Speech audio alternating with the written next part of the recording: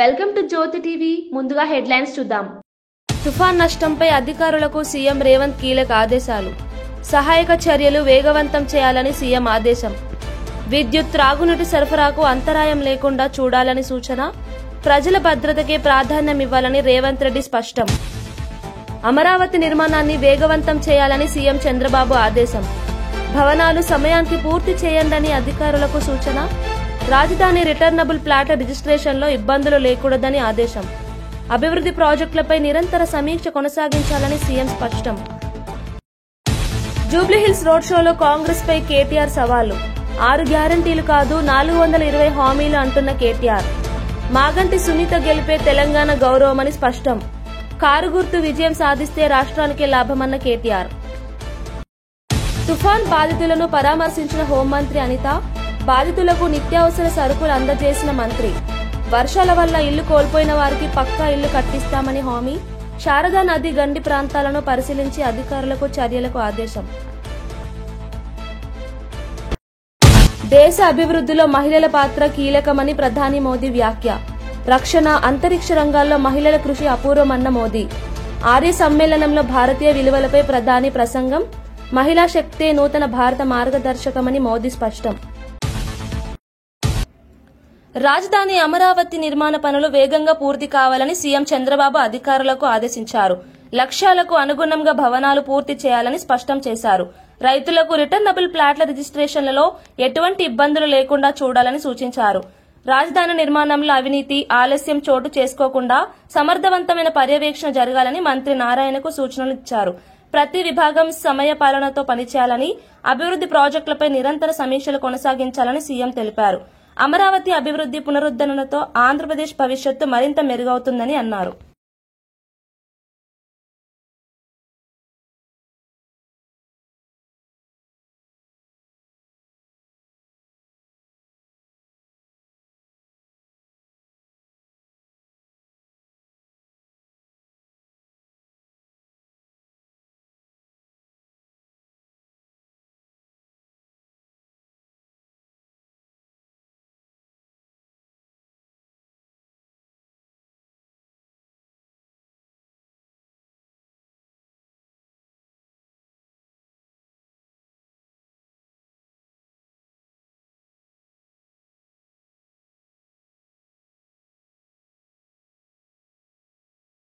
దేశం సరైన మార్గంలో సాగుతోందని ప్రధానమంత్రి నరేంద్ర మోదీ అన్నారు. రక్షణ, అంతరిక్ష, సాంకేతిక రంగాల్లో మహిళల భాగస్వామ్యం పెరగడం భారత అభివృద్ధికి నిదర్శనమని తెలిపారు. మహిళలు ఇప్పుడు నాయకత్వ బాధ్యతలు స్వీకరిస్తూ దేశాన్ని ముందుకు నడిపిస్తున్నారని అన్నారు. ఢిల్లీలో జరిగిన అంతర్జాతీయ ఆర్య సమ్మేళనంలో పాల్గొని భారతీయ విలువలపై గౌరవంగా ప్రసంగించారు. ఆర్య సమాజ్ సంస్థ భారతీయ సంస్కృతి, మానవతా విలువలను ప్రపంచానికి పరిచయం చేసిందని ప్రశంసించారు. మహిళా శక్తి, ప్రగతే నూతన భారతానికి మార్గదర్శకమని ప్రధానమంత్రి మోదీ స్పష్టం చేశారు.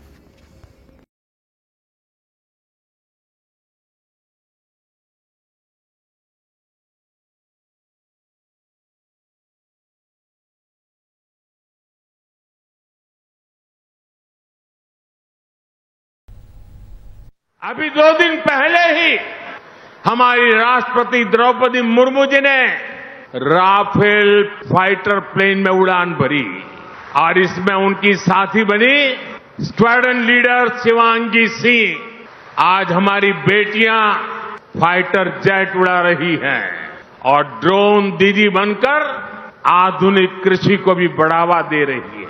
आज हम गर्व के साथ कह सकते हैं, भारत आज दुनिया के सबसे ज्यादा फीमेल स्टेम ग्रेजुएट्स वाला देश है. आज साइंस और टेक्नोलॉजी की फील्ड में भी महिलाएं लीडरशिप रोल में आ रही है.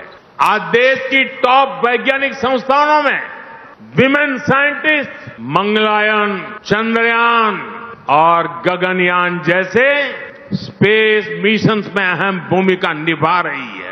ये बदलाव बताता है कि देश आज सही मार्ग पर आगे बढ़ रहा है.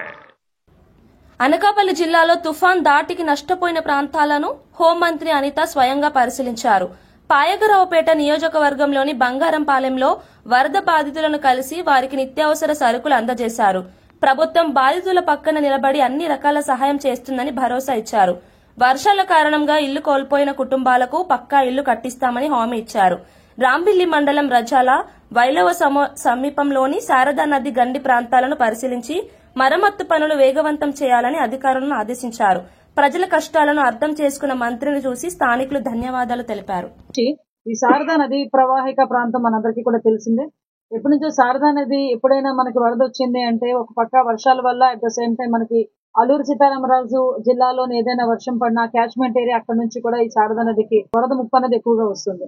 ఈ రోజు మనకి చూస్తే ఇక్కడ రాంబెల్లి మండలం రాజాల అగ్రహారం ఈ గ్రామానికి సంబంధించి, అదేవిధంగా అటువైపు చూస్తే మాకు పైక్రోపేట నియోజకవర్గం ఎస్రాయవరం ఆ మండలాలు, వీటన్నిటికీ సంబంధించి ఈ రోజు మాక్సిమం బండ్ అంతా కూడా నేను చెక్ చేసుకుంటూ వచ్చాము. బండ్ మీద నుంచి మేము కూడా ఎమ్మెల్యే గారు బండి మీద కూడా తీసుకొచ్చారు. అదంతా కూడా చూసుకొని వచ్చాము. ఈ బండ్ అనేది వీక్ అయ్యి ఇక్కడ బ్రీచ్ అనేది జరిగింది. ఈ బ్రీచ్ ఏదైతే అంటే ఈ బ్రీచ్ ఇక్కడ జరగడానికి చాలా బ్రీచెస్ దాటుకుని అంటే ఎక్కడొక్కడ బ్రీచ్ పడకుండా చూసుకునే బాధ్యత ఇక్కడ జిల్లా యంత్రాంగం చేసినందుకు ప్రత్యేకంగా నేను జిల్లా యంత్రాంగాన్ని నేను అభినందిస్తున్నా. ఎందుకంటే ఇక్కడ కాకుండా ఇంక ఎక్కడ పడినా కూడా ఇప్పుడు మన వీరందరూ కూడా సుమారుగా కొత్తూరు, నారాయణపురం, అదేవిధంగా గణపవరం, సోమరింగరాజపాలెం ఇవన్నీ ఏరియాస్ ని కూడా ప్రొటెక్ట్ చేసుకుంటూ మాక్సిమం బండి స్ట్రెంథెన్ చేసుకుంటూ ప్రొటెక్ట్ చేసుకుంటూ వచ్చారు. Unfortunately at the same time fortunately జన ఆవాసాలు కాకుండా పొలాలు ఉన్న చోట ఇక్కడ బ్రీచ్ పడింది. దీన్ని కూడా ఇమీడియట్ గా రిస్టోర్ చేసే కార్యక్రమానికి జిల్లా యంత్రాంగం, కలెక్టర్ గారు, అదేవిధంగా ఎస్పీ గారు, లోకల్ మన ఎమ్మెల్యే గారు విజయ్ కుమార్ గారు వీళ్ళందరూ కూడా ప్రత్యేకంగా దీని మీద దృష్టి పెట్టి సుమారుగా నాకు తెలిసి 2 రోజులు నిద్రాహారాలు మారి జనాల మీదకి నీరు వెళ్లకుండా చూసుకునే బాధ్యత తీసుకునేందుకు నియోజకవర్గ ఎమ్మెల్యే గారికి, సహకరించిన ప్రజలకి, జిల్లా యంత్రాంగానికి కూడా నేను అభినందిస్తున్నా. ఈ రోజు ఇక్కడికి వచ్చి చూసిన తర్వాత సుమారుగా ఇక్కడ మనకి చూస్తే కేవలం ఈ రాజాల అగ్రహారం దగ్గర జరిగిన బ్రీచ్ వల్ల దగ్గర 400 ఎకరాలు ఇక్కడ ఈ రోజు పంట నష్టం కూడా జరిగింది. ఆ ప్రాణ నష్టం జరగకుండా కూడా నిన్న ఎన్డీఆర్ఎఫ్, ఎస్డీఆర్ఎఫ్, పోలీస్ డిపార్ట్మెంట్ కలిపి ఒక 4గురిని రెస్క్యూ కూడా చేసి ఇక్కడ కాపాడడం కూడా జరిగింది. ప్రత్యేకంగా బ్రీచ్ జరిగిన చోట కూడా నేను ఇల్లు చూసి వచ్చాను. ఇమీడియట్ గా అదంతా కూడా రీస్టోర్ చేయాలంటే కొంచెం వాటర్ రిసీడ్ అవ్వాలి.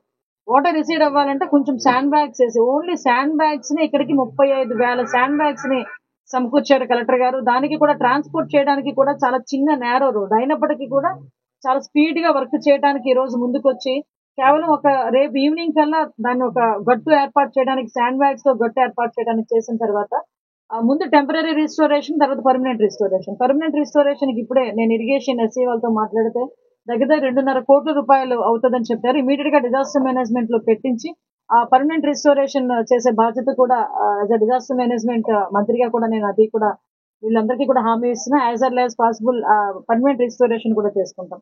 ఇప్పుడు మనం చూస్తే మాక్సిమం మోంతా తుఫానికి సంబంధించి మనం ముందస్తు చర్యలు తీసుకోవటం వల్ల ప్రాణ నష్టం అనేది జిల్లాలో 0. ఎక్కడా కూడా ఎవరు ప్రాణాలతో కోల్పోయారనే పరిస్థితి మనకు కనిపించలేదు. కేవలం చూసుకుంటే 2,000 హెక్టార్లలోని పంట నష్టం జరిగింది అగ్రికల్చర్ ల్యాండ్. ఒక 100 హెక్టార్లలోని హార్టికల్చర్ ల్యాండ్ మనకి కొంచెం డ్యామేజ్ జరిగింది. ఎన్డీఏ కూటమిగా ఎక్కడెక్కడైతే ప్రాబ్లం జరుగుతుంది అని అనుకున్నామో ఆ ఏరియాస్ కి ముందుగానే ఎలక్ట్రికల్ పోల్స్, ట్రాన్స్ఫార్మర్లు అన్ని కూడా మేము అక్కడ పోల్స్ పడిపోయినా కూడా ఇమీడియట్ గా రిస్టోర్ చేసుకుని ప్రజలకు ఎక్కడ కూడా కరెంట్ కష్టాలు లేకుండా చూసుకునే బాధ్యత కూడా జిల్లా యంత్రాంగం చూసుకుంది. పోలీస్ డిపార్ట్మెంట్, నేవల్ వాళ్ళని, రెవెన్యూ డిపార్ట్మెంట్ ని, ఫైర్ డిపార్ట్మెంట్ వాళ్ళందరినీ కూడా ప్రత్యేకంగా నేను అభినందిస్తున్నా. ఎస్పెషల్లీ ఇరిగేషన్ డిపార్ట్మెంట్ వాళ్ళు ఒక పక్క నుంచి బండ్ స్ట్రెంథనింగ్స్ నుంచి వాళ్ళు పనిచేస్తే, ఒక పక్క నుంచి పంచాయతీరాజ్ డిపార్ట్మెంట్ వాళ్ళు వాళ్ళ శానిటేషన్ విషయంలో కానీ, ఆర్డబ్ల్యూఎస్ డిపార్ట్మెంట్ వాళ్ళు ఆ డ్రింకింగ్ వాటర్ విషయంలో కంటామినేషన్ ఏమీ జరగకుండా క్లోరినేషన్ చేసుకుంటూ ఇబ్బంది లేకుండా హెల్త్ కన్సర్న్ కూడా ఆలోచించుకొని హెల్త్ డిపార్ట్మెంట్ వాళ్ళందరూ కూడా మంచిగా పనిచేశారు. గ్రామాల్లో ప్రజలకు అందరికీ కూడా అందుబాటులో ఉన్నందుకు ప్రత్యేకంగా వాళ్ళందరికీ కూడా ధన్యవాదాలు తెలియజేసుకుంటున్నాను. Thank you. హుజురాబాద్ బీసీ హాస్టల్లో విద్యార్థిని వర్షిత మరణంపై తెలంగాణ జాగృతి అధ్యక్షురాలు కల్వకుంట్ల కవిత తీవ్ర ఆవేదన వ్యక్తం చేశారు. ఘటన వెనుక కుట్ర ఉందని అనుమానం వ్యక్తం చేశారు. టీచర్లు, పోలీసులు నిర్లక్ష్యంగా వ్యవహరించారని ఆరోపించారు. ఘటనపై ప్రత్యేక ఎంక్వైరీ సిట్ ఏర్పాటు చేయాలని డిమాండ్ చేశారు. బాధిత కుటుంబాన్ని పరామర్శించిన కవిత న్యాయం జరిగే వరకు తాము నిశ్శబ్దంగా ఉండబోమని హెచ్చరించారు. ప్రభుత్వాన్ని తక్షణ చర్యలు తీసుకోవాలని కోరారు. కనీసం పేరెంట్స్ ని కన్సోల్ చేయడం కావచ్చు, లేకపోతే ఎంక్వైరీ చేయడం కావచ్చు, ఎటువంటి వివరాలు కూడా ప్రభుత్వం తీసుకుంటలేదు. ఇది పొన్నం ప్రభాకర్ గారు జిల్లా మంత్రివర్యుల యొక్క సొంత నియోజకవర్గం. ఆనాడు వారు స్టేట్మెంట్ ఇచ్చారు, నేను చూసుకుంటా అని. ఇంతవరకు మాత్రం దాని మీద కనీసం స్పందన లేనటువంటి పరిస్థితి కనబడుతున్నది. నేను ఇవాళ కాదు, గత 1.5 yearగా చెప్తూ ఉన్నా, వెల్ఫేర్ హాస్టల్స్లో ఉన్నటువంటి పిల్లలు పిట్టల్లాగా రాలిపోతుంటే కూడా ప్రభుత్వం కనీస చర్యలు చేపడతలేదు. ఇదే జిల్లాలో ఇంకొక బాబు మొన్న సూసైడ్ చేసుకున్న పరిస్థితి చూసినాం. నిన్నగాక మొన్న గర్ల్స్ హాస్టల్లో సీసీ కెమెరాలు పెడితే ఎంత దారుణమైనటువంటి పరిస్థితి జరిగిందో చూసినాం. అంటే ఒకటి కాదు రెండు కాదు, అసలు పేద పిల్లలు చదువుకునే హాస్పిటల్ స్కూల్స్ అంటే కనీసం ప్రభుత్వానికి లెక్కలేనితనంగా పట్టిలేనితనంగా కనబడుతున్నది. ఇది కరెక్ట్ కాదు, వాళ్ళ ఉసురు తగులుతుంది. మీకు ఇటువంటి ప్రయత్నం చేయకండి దయచేసి. ఆ పేద తల్లిదండ్రులు వాళ్ళ పిల్లలు న్యాయం కోరుతున్నారు. ఖచ్చితంగా శ్రీవర్షిత విషయంలో ఏం జరిగిందో ప్రభుత్వం సపరేట్గా ఎంక్వైరీ చేయాలి. మోసం చేయొద్దు, మభ్యపెట్టద్దు. ఎందుకంటే అమ్మాయి చాలా టాలెంటెడ్ అమ్మాయి, ఎప్పుడు కూడా స్కూల్ లీడర్గా ఉన్నటువంటి అమ్మాయి, కలెక్టర్తోని అనేకమైన అవార్డులు పొందినటువంటి అమ్మాయి, జీవితంలో నేను ఐఏఎస్ను ఐపీఎస్ను అవుతా అని గోల్ పెట్టుకొని కష్టపడి చదువుతున్నటువంటి అమ్మాయి. అటువంటి అమ్మాయి చనిపోతే తల్లిదండ్రులకు ఎంత బాధ ఉంటుందన్న విషయం దయచేసి ప్రభుత్వం ఆలోచన చేయాలి. కొంత మానవత్వాన్ని దయచేసి ప్రదర్శించమని నేను ప్రభుత్వాన్ని డిమాండ్ చేస్తూ ఉన్నా. ఇది విమర్శ కాదు, రాజకీయాలు కాదు, ఏది కాదు. ఎందుకు పిల్లలు చనిపోతున్నారు, వాళ్ళని చనిపోకుండా ఆపలేమా? దయచేసి ఇది ఒకటి ప్రభుత్వం ఆలోచన చేయాలని చెప్పి నేను కోరుతున్నా. ఖచ్చితంగా న్యాయం జరిగేంత వరకు తెలంగాణ జాగృతి శ్రీవర్షిత పేరెంట్స్కి అండగా ఉంటుంది. ఇటువంటి అనేక మంది పేరెంట్స్ ఉన్నారు, వారందరికి కూడా అండగా ఉంటామని తెలియజేస్తూ మంత్రివర్యులు తక్షణమే స్పందించాలి, ఎంక్వైరీ చేయాలి, స్పెషల్ ఎంక్వైరీ చేయాలి, ఏం జరిగిందో ఖచ్చితంగా బయట పెట్టాలి. Thank you. జై తెలంగాణ.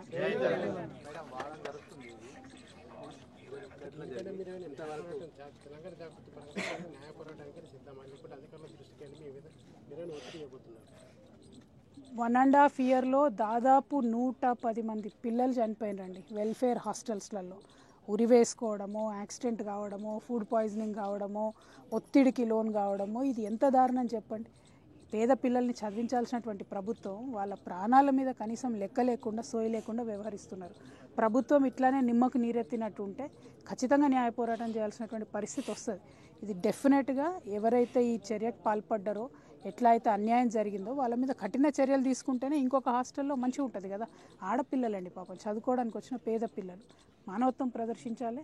చాలా జీరో టాలరెన్స్తో ప్రభుత్వం ఎంక్వైరీ చేయాలని నేను డిమాండ్ చేస్తాను. Thank you.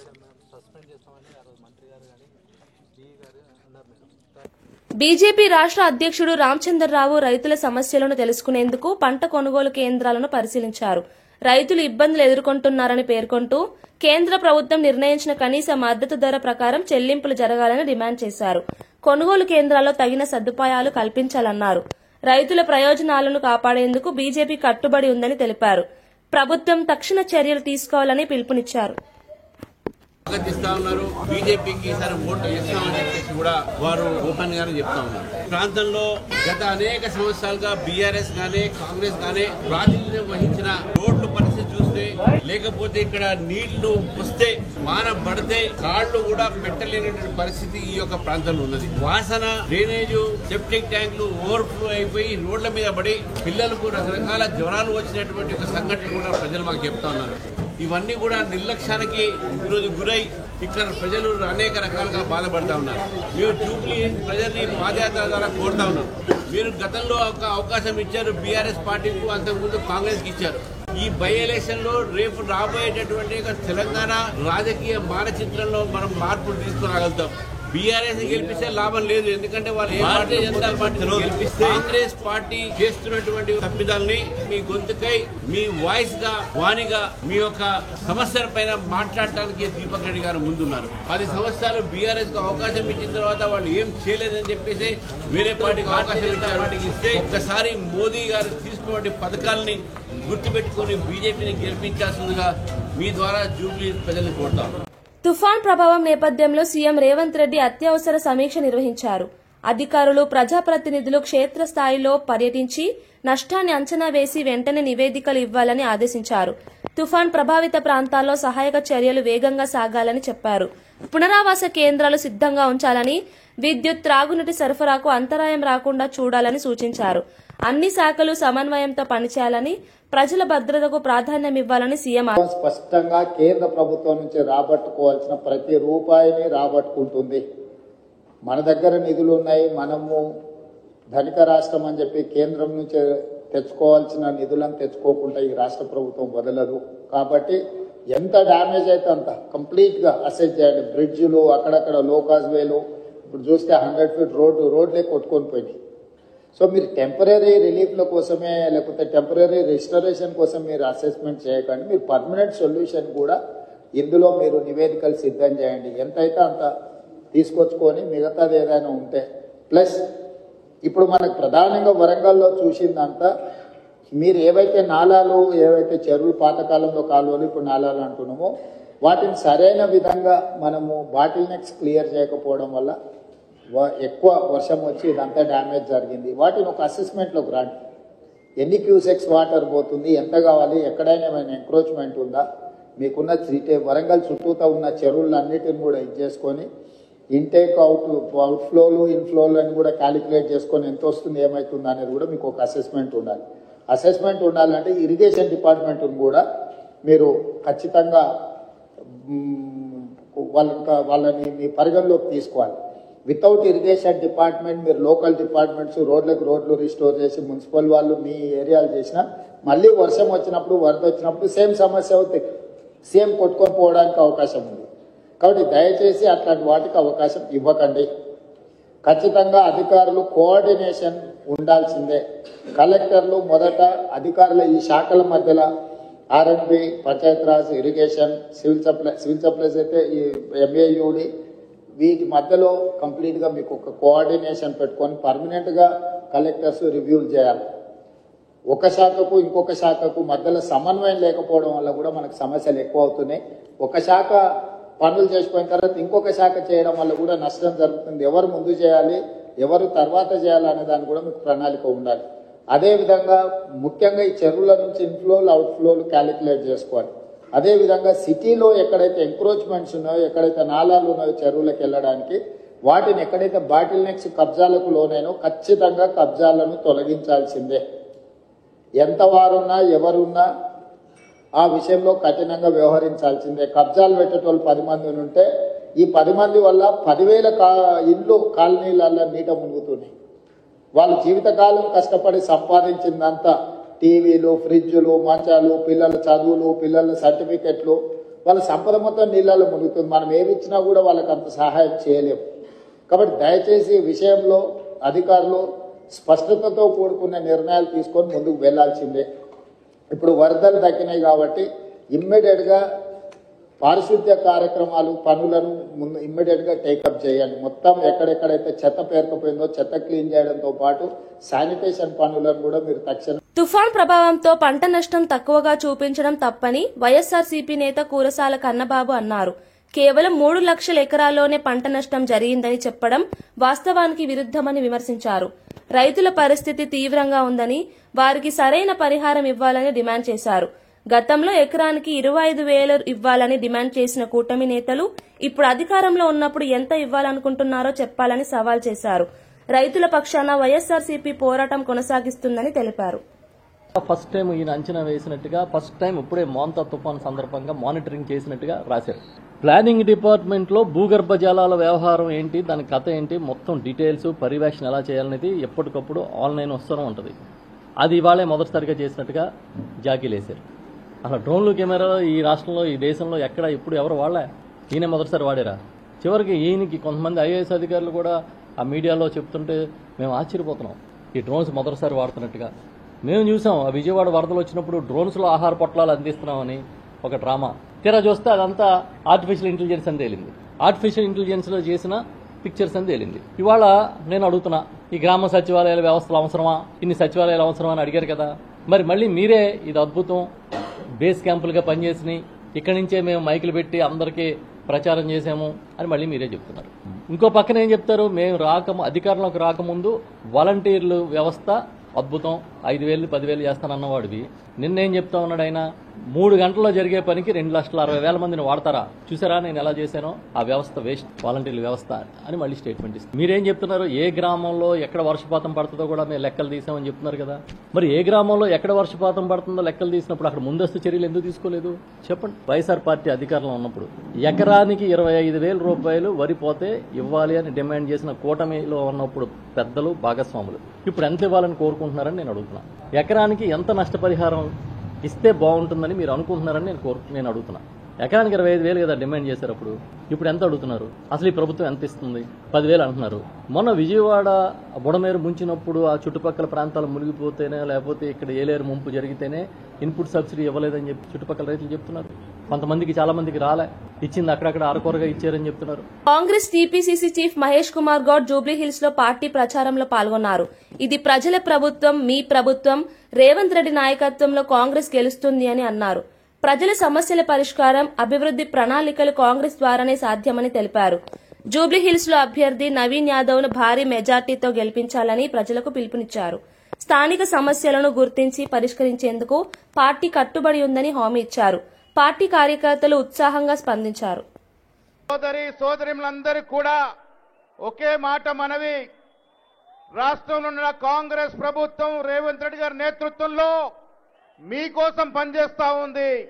ఇది ప్రజల ప్రభుత్వం, ఇది మీ ప్రభుత్వం, మీ మంచి కోసం చేసే ప్రభుత్వం అనే మాట ఈ సందర్భంగా మనవి చేస్తూ, 11న జరిగే ఎన్నికల్లో ముఖ్యమంత్రి గారు మేమందరం బలపరిచినటువంటి యువకుడు నిత్యం ప్రజలతో ఉండి మీ సమస్యలతో నన్ను నిత్యం. వైఎస్ఆర్సీపీ నేత మల్లాది విష్ణు కూటమి ప్రభుత్వంపై ఘాటుగా స్పందించారు. భగవద్గీతను తూలనాడిన వ్యక్తిని టీటీడీలో నియమించడం పవిత్ర స్థలానికి అవమానమని అన్నారు. తిరుమల తిరుపతి దేవస్థానం రాజకీయ పునరావాస కేంద్రంగా మారిందని విమర్శించారు. భక్తుల విశ్వాసాన్ని దెబ్బతీసే విధంగా నియామకాలు జరుగుతున్నాయని తెలిపారు. ధార్మిక సంస్థల్లో పారదర్శక నియామకాలు అవసరమని, రాజకీయ ప్రయోజనాల కోసం దేవాలయాలను వాడుకోవడం సరికాదని పేర్కొన్నారు. భక్తి, విశ్వాసం రాజకీయాలకు అతీతమని మల్లాది విష్ణు అన్నారు. ఆయన ఏం మాట్లాడాడో చూశారు కదా మీరు.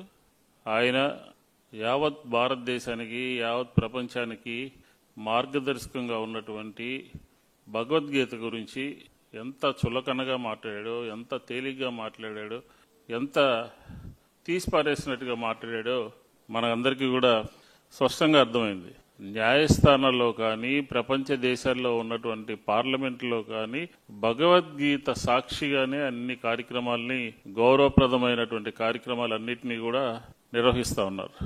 అలాంటిది ఆ భగవద్గీతను తప్పుపట్టేటటువంటి శాసనసభ్యుడిని తిరుమల తిరుపతి దేవస్థానంలో నియమించినటువంటి తెలుగుదేశం పార్టీని ఏమనాలి అని చెప్పని నేను ప్రశ్నిస్తా ఉన్నాను. YSR Congress party social media ఆయన ఏమీ మాట్లాడలేదని, దీన్నేదో రాద్ధాంతం చేస్తుందని చెప్పని ఆయన ఒక వీడియో రిలీజ్ చేశాడు. మేము స్పష్టంగా అడుగుతా ఉన్నాం, భగవద్గీత గురించి, ఇతర మత గ్రంథాల గురించి నువ్వు మాట్లాడినటువంటి, తేలిగ్గా మాట్లాడినటువంటి వీడియోని ప్రజెంటేషన్ చేశాం.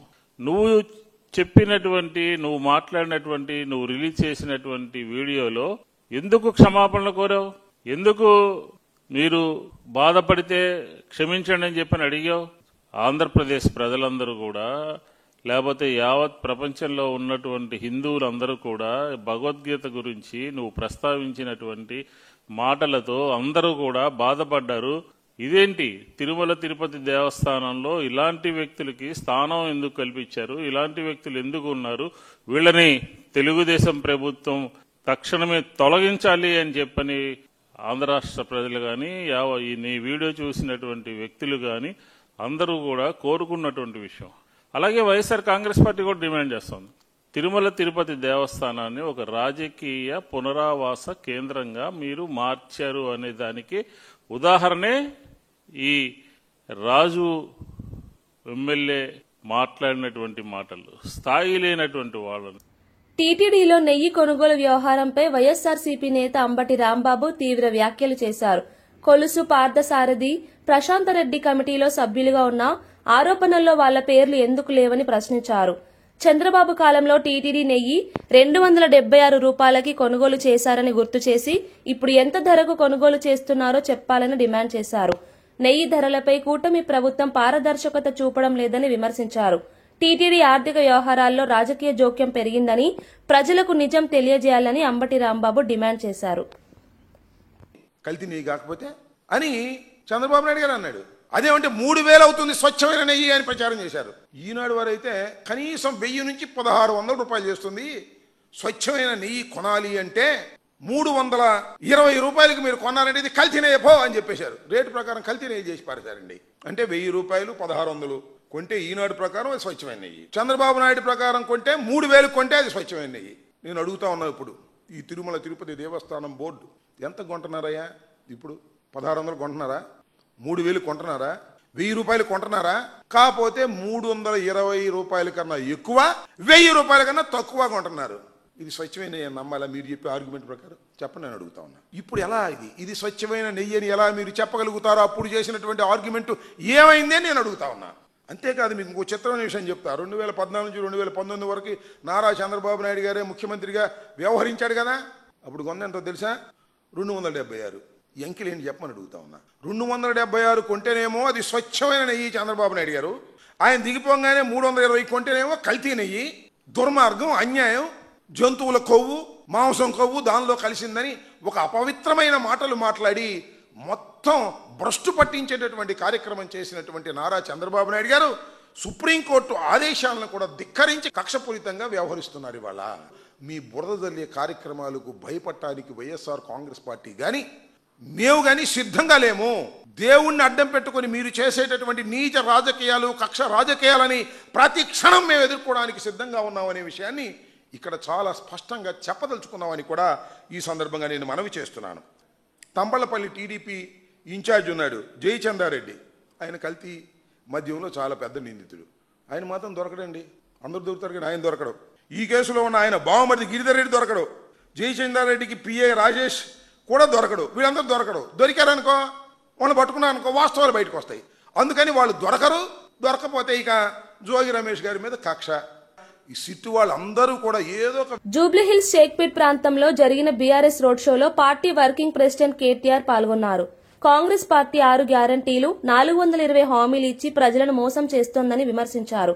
కారు గుర్తుకు ఓటేయండి, మాగంటి సునీత గోపీనాథ్ గారిని గెలిపించండి అని పిలుపునిచ్చారు. తెలంగాణ అభివృద్ది బీఆర్ఎస్ చేతుల్లోనే సురక్షితమని పేర్కొన్నారు. ఈ ఎన్నికల్లో కారు గుర్తు విజయం సాధిస్తే 4 కోట్ల తెలంగాణ ప్రజలకు మళ్లీ లాభం చేకూరుతుందని అన్నారు. భారీగా తరలివచ్చిన ప్రజలు, కార్యకర్తలు కేటీఆర్ ప్రసంగానికి ఘనంగా స్పందించారు. జూబ్లీహిల్స్ ఎన్నికల్లో బీఆర్ఎస్ విజయమే తెలంగాణ గౌరవమని పెన్షన్ నెలకు 2,500 మహిళలకు రావాలంటే కాంగ్రెస్ డిపాజిట్ జూబ్లీహిల్స్ లో పోవాలి. నెలకు 4,000 రూపాయల పెన్షన్ ముసలోళ్లకు, పెద్ద మనుషులకు రావాలంటే కాంగ్రెస్ డిపాజిట్ జూబ్లీహిల్స్ లో పోవాలి. వికలాంగులకు 6,000 రావాలంటే కాంగ్రెస్ పార్టీ చిత్తుగా జూబ్లీహిల్స్ లో ఓడిపోవాలి. నేను చెప్పేది కరెక్టేనా కాదా? ఒకవేళ కాంగ్రెస్ కు ఓటేస్తే ఏమైతుంది?